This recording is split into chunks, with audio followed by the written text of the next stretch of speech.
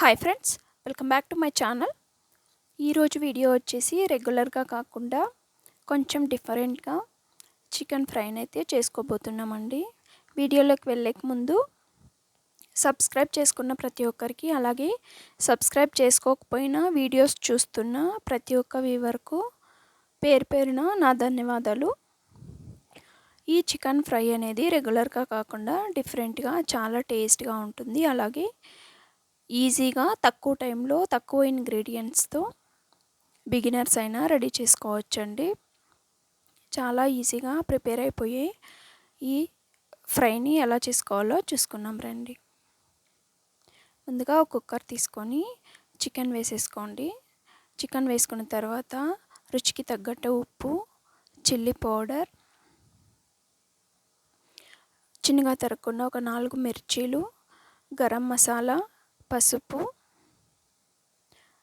Garlic and ginger paste and tasty salt ఒక 1/2 table spoon, 1 table spoon ఆయిల్ని వేసుకొని మొత్తం మిశ్రమాన్ని బాగా మిక్స్ చేసుకోవాలి.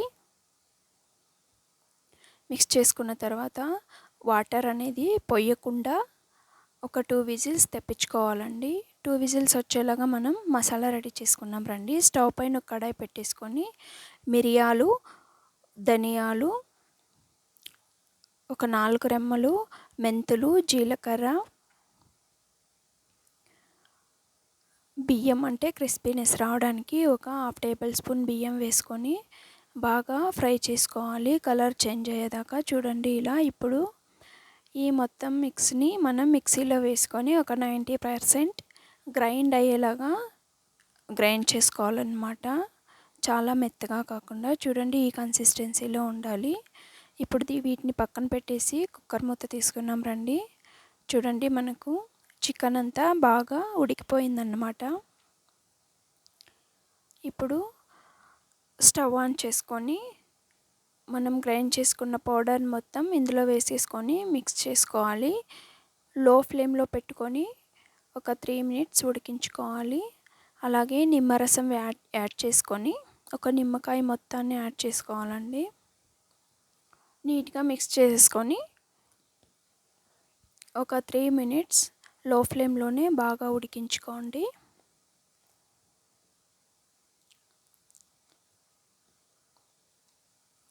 చూడండి ఇప్పుడు మనకు